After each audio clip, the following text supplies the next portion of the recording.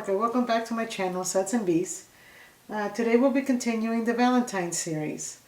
In today's video, I will be making XOXO salt bars. Salt bars are 80% Epsom salt and 8% baking soda. I really love salt bars because I feel that they're very therapeutic. They're great for sore muscles and relaxation. And it's just one of my favorite things to use in the bath. So in this container, I have already prepared my 80% Epsom salt, 8% baking soda, and I have added 1.8% of rose clay.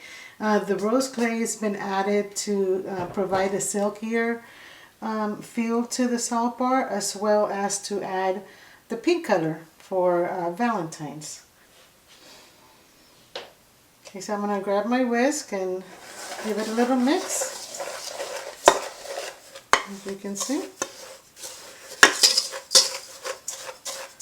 And I have placed the camera at this angle so that you can see how I make, how I put the salt bars in the mold. Okay, so I'm mixing. I just want to make sure that there's no clumps in the contents. I will be putting on gloves before I have to touch the contents. Did I just spill a whole bunch? No, I didn't.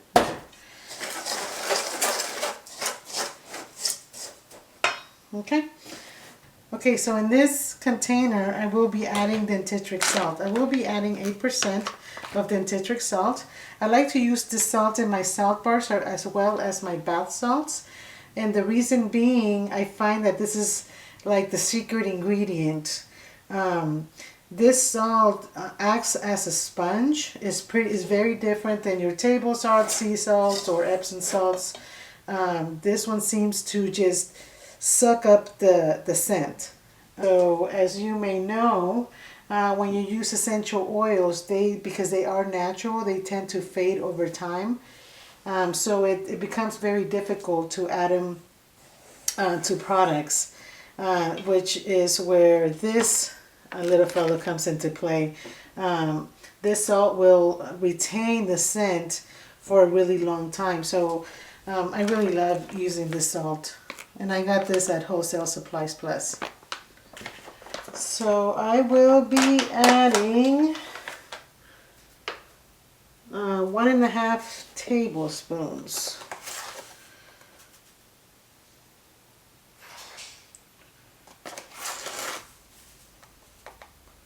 And I'm just kind of eyeballing the half right here. It's not going to hurt it if you add a little bit more. So the essential oil blend that we will be using today is going to be sweet orange, lavender, and Ylang Ylang. This is a nice floral, citrusy smell, and I thought it would be perfect for Valentine's. I love the way lavender and sweet orange smell together. I use this combination a lot. This time around, I'm adding a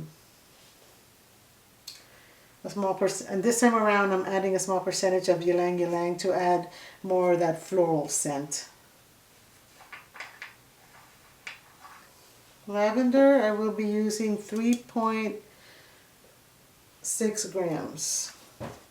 And I like to use the 40-42 because it's not as sensitive as just a regular lavender. It actually, the scent will last longer.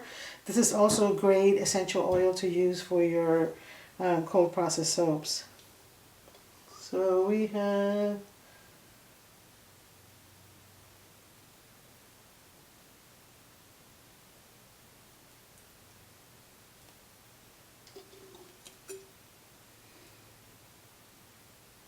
And you want to add it with a pipette because you want to make sure that you don't add too much.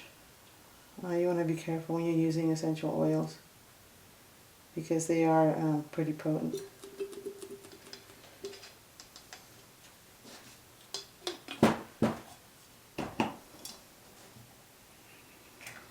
I got this one from New Directions. So I'll link all where I got all the products in the description box below. So I'm going to tare my scale. I will be adding 2.9 of the sweet orange.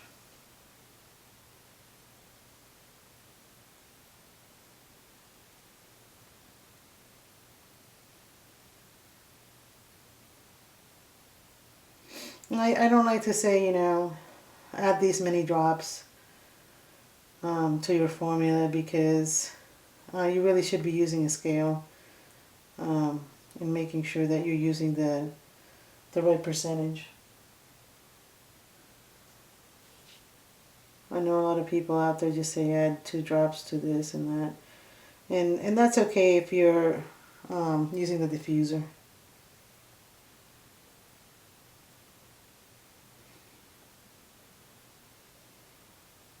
Oh, I'm gonna go through my whole bottle here.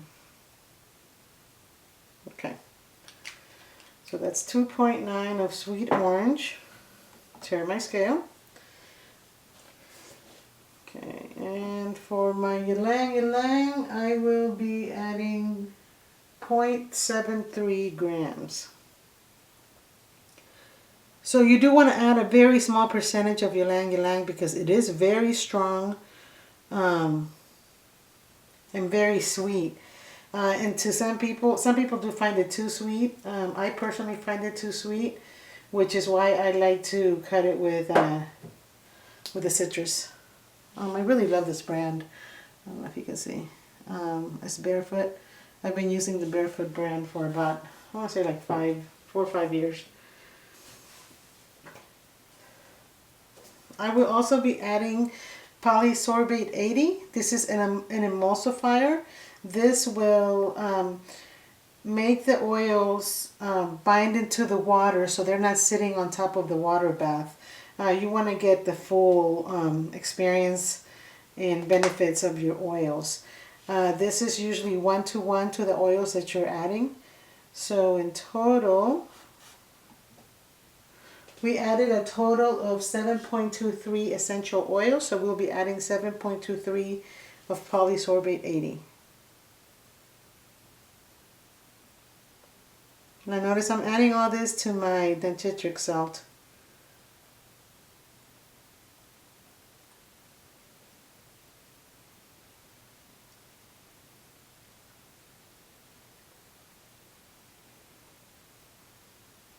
Okay. You want to waste them? Okay. Now, let me put on some gloves.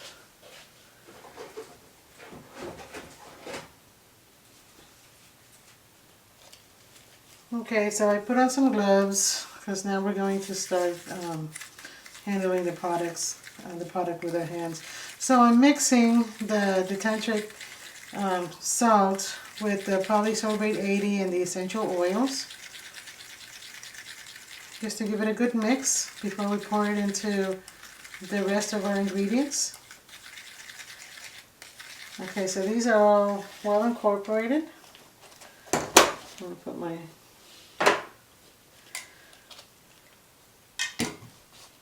one right here. Put a few of these things to the side. So anyway, before I add my oils to the rest of the ingredients, I wanted to talk about my mold. So this is a mooncake mold.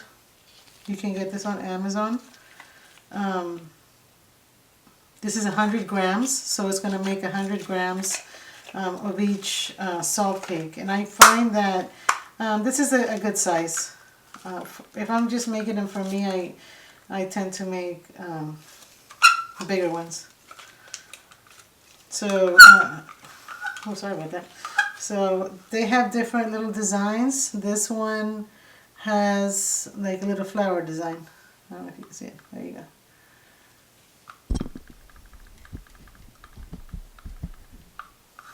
Has a little flower design.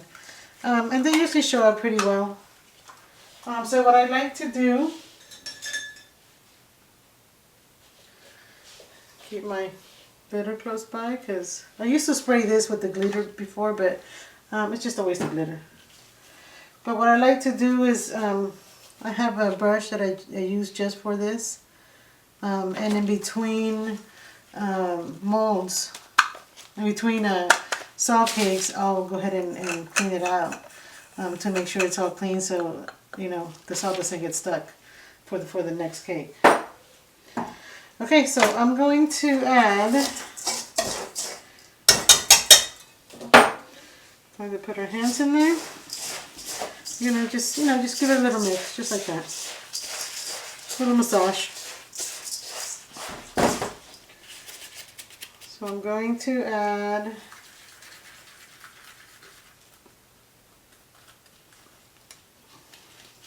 our mix. And I apologize, I'm not that close to the camera because I want you to see when I unmold the salt cakes, because it's pretty important on the method to do it. When I first started doing it, they would just fall apart. So it took me a little while to figure it out. Okay. Mix some of this in there. We don't waste any.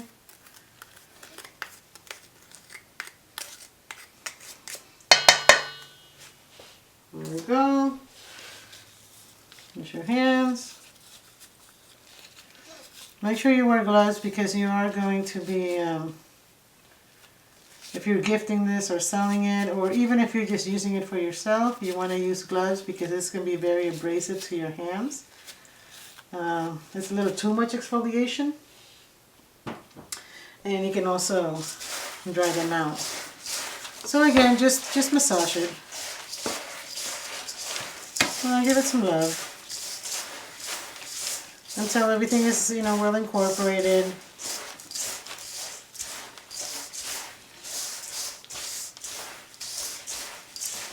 Okay, let me move back here, a little more comfortable.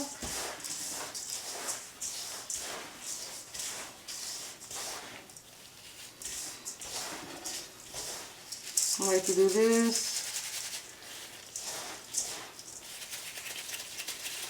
You know what, let me, okay.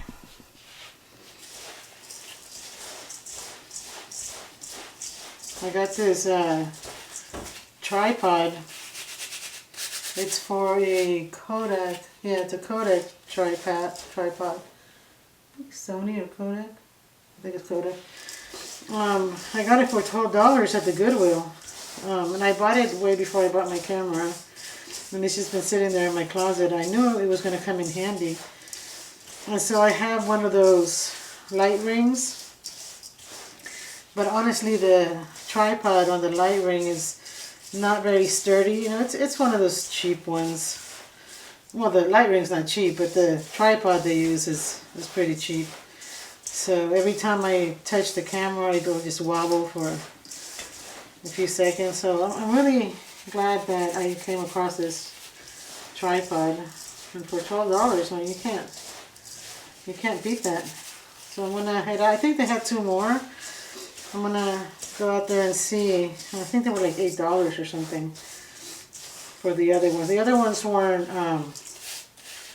Kodak. They were like a different brand, but they were really sturdy. And it's nice to just keep them in different areas of my where I video, so I don't have to move the tripod all the way around. I can just move the camera. Okay, I think this is well incorporated.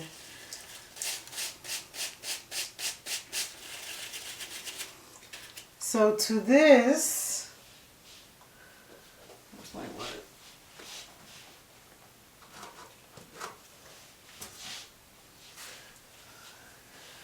We want to add a little bit of water. I'll use the same the dentritic salt.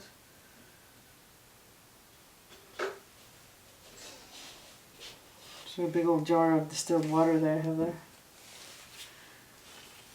And this is going to dry out because remember it's 80% Epsom salt.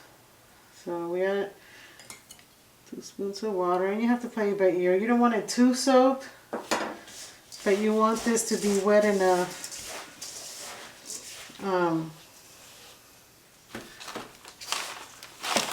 Get this light over here. So I'm using that little circle light I was talking about.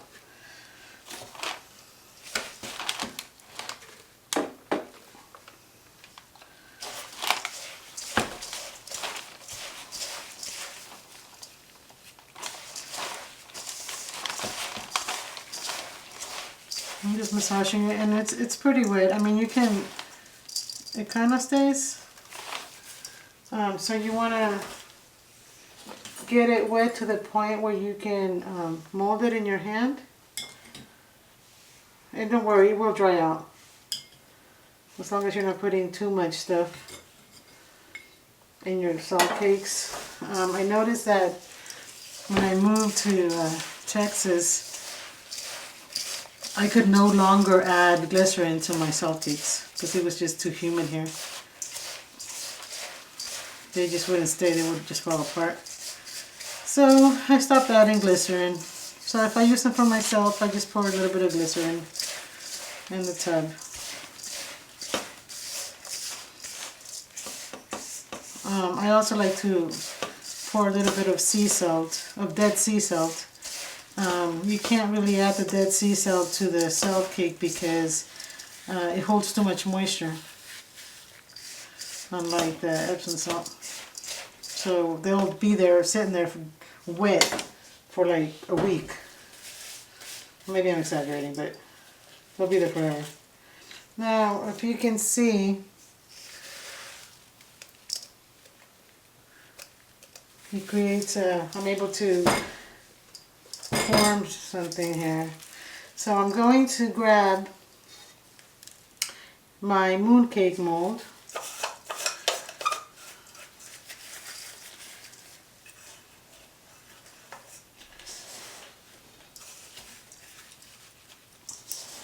And I'm just going to stuff it and press on it. Let me try it closer. Okay, so I'm going to grab my mooncake mold. I'm just going to stuff it and press on it as hard as I can.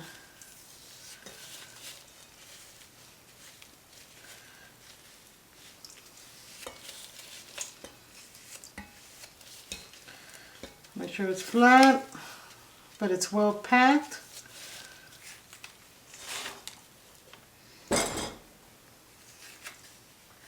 Now I'm going to lay it directly on the parchment paper here. So I go like this.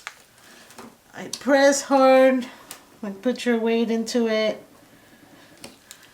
And then as you lift it, you're going to want to lift it straight up. Very careful, because if you move around, you destroy the mooncake. And you're going to lift it and you're going to press on the lever down with your thumb. And there you go.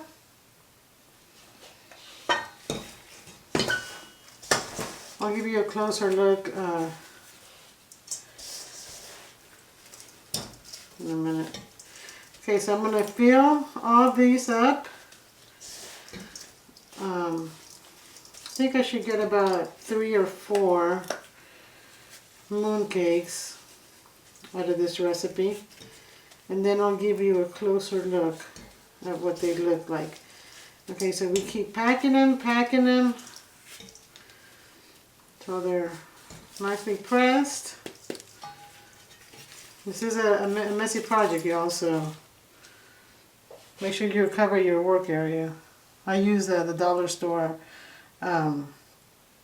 tablecloths, the plastic ones. Okay, so put it down, press, press, press, press. Then we lift it up.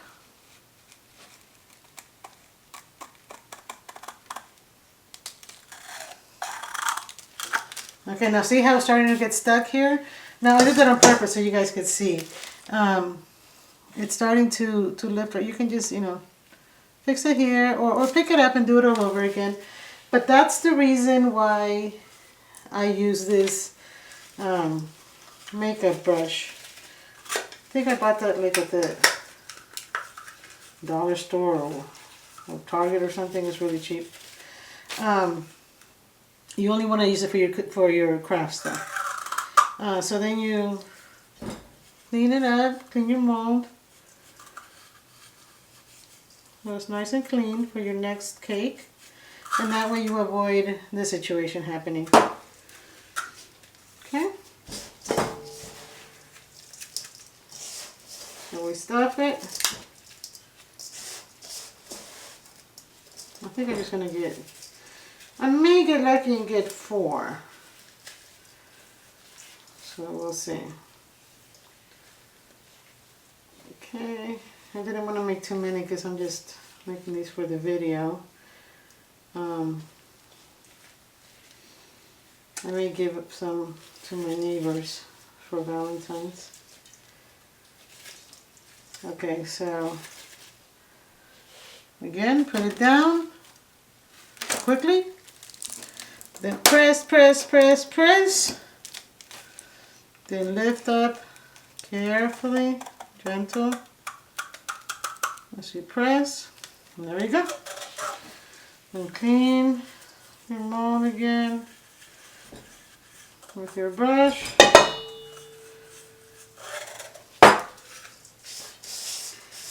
And yeah, I think I'm going to be able to get 4 out of here. Okay. The ones I like to make more are the purple lavender ones. People seem to love those.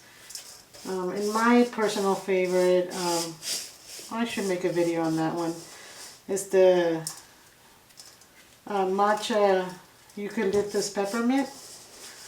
That's actually my favorite one to use. Okay, so we have the last little bit. We don't want to waste any product.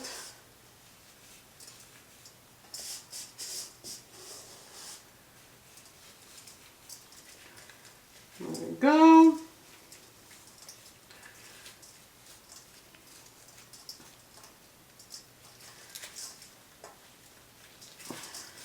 And here we go. All the product. Set it down. And then press, press, press. And then lift it up slowly. Okay. Now I can take off those gloves. Well, let me tell you, it is such a mess over here. There's like, I don't even know how salt got everywhere here. I don't even know how that happens. I'm like, I feel like I'm working inside the bowl and it just always happens. Okay, so let me give you a nice close-up view.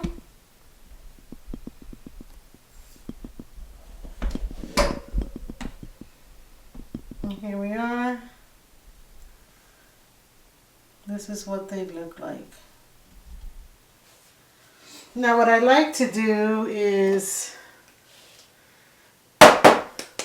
grab my little handy dandy biodegradable glitter, and I just like to spray them just so they look pretty.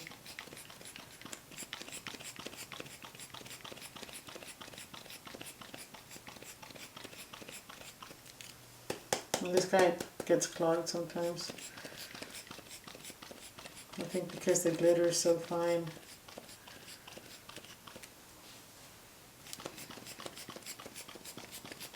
Very generously because it is Valentine. And who doesn't love glitter on Valentine?